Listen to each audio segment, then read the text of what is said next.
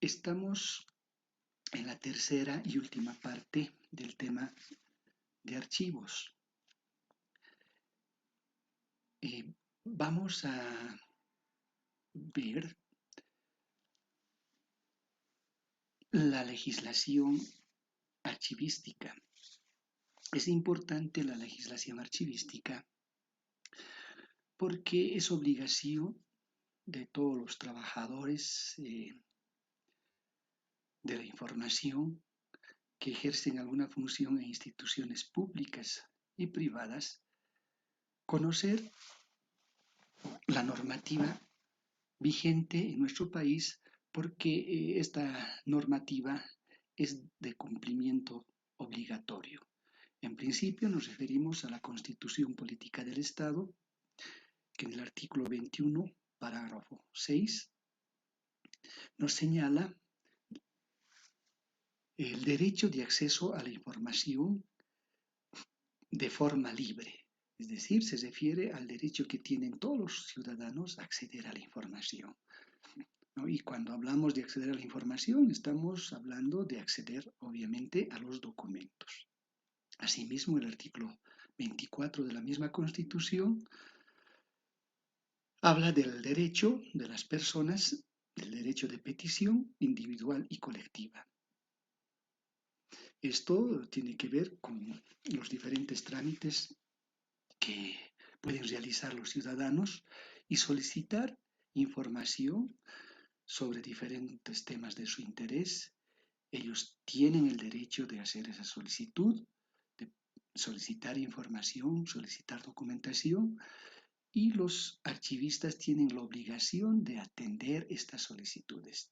Tienen la obligación. También el artículo 237 en su parágrafo 1 habla de la obligación de custodiar e inventariar los archivos de gestión. Entonces, no es, solamente una sugerencia para que los funcionarios puedan organizar los archivos de gestión, sino es una obligación. Esto está en la Constitución Política del Estado. Entonces, estamos obligados a cumplir con lo establecido, con lo que establece la Constitución Política del Estado, ¿no? Custodiar e inventariar los archivos de gestión. Y en el artículo 237, parágrafo 2, también nos señala la Constitución que es obligación guardar secretos respecto a las informaciones reservadas. Fíjense, si por un lado hay derecho de libre acceso a la información, por otro lado, también existe este artículo que se refiere a la información reservada. Tómenlo en cuenta. Ahora, en cuanto a leyes, hay varias disposiciones. Mencionamos aquí algunas, por ejemplo, la ley 1178, la denominada ley SAFCO, la ley 234, que es de procedimiento administrativo, y la ley 004 anticorrupción.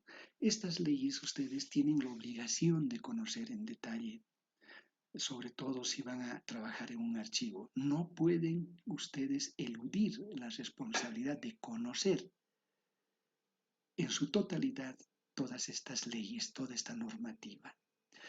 Esta ley, por ejemplo, de procedimiento administrativo es muy, muy importante porque hay varios artículos que mencionan sobre los procedimientos, sobre los plazos, por ejemplo, de atención a determinadas peticiones, ¿no? Por ejemplo, sobre la foliación de los documentos y otros temas técnicos. Todo eso está establecido en esta normativa y es de cumplimiento, ya les decía, obligatorio. No es una norma técnica internacional que lo cumplimos o no lo cumplimos o podemos optar por otra norma técnica. En este caso son disposiciones legales y de cumplimiento obligatorio. Y finalmente aquí les menciono algunos decretos. El decreto 5758 En este decreto ustedes van a poder encontrar los plazos de transferencia de documentos al Archivo Histórico de Sucre. O sea, qué plazos uno debe cumplir, qué tiempo para hacer la transferencia de documentos y otros detalles, ¿no? Referido justamente a esto de la transferencia. Los decretos 22.144, 22.145 y 22.146 que hacen referencia a la importancia de la documentación pública en el país, ¿no? Y hace mención a la documentación de archivo, a los documentos de archivo que son considerados patrimonio y que deben ser resguardados, que tenemos la obligación de resguardar y que no se, aquí nos menciona que no se puede destruir los documentos.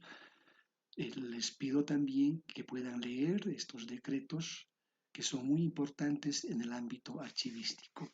Y también el decreto 23934, el Reglamento Común de Procedimientos, que nos señala una serie de pasos que debemos seguir en la organización de archivos. Toda esta normativa establece lineamientos en la organización de archivos, pero más que lineamientos, reitero, no me voy a cansar de decir, son disposiciones legales de cumplimiento obligatorio. Y finalmente hablaremos un poco sobre lo que es la conservación de documentos, porque en los archivos justamente una de las tareas principales es la conservación de los documentos.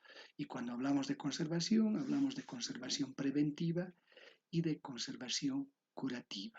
La conservación preventiva son las medidas y acciones que tienen como objetivo evitar o minimizar futuros deterioros.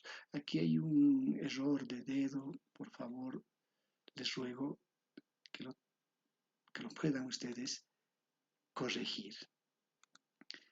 Bien, y algunas medidas básicas finalmente para la preservación del papel es tener o crear un microclima dentro de los archivos, ¿no? Los lugares donde, que sirven de depósito de los documentos de archivo, ¿no? La humedad es recomendable, la humedad relativa es del 50 al 60% y la temperatura del 16 a 21 grados centígrados.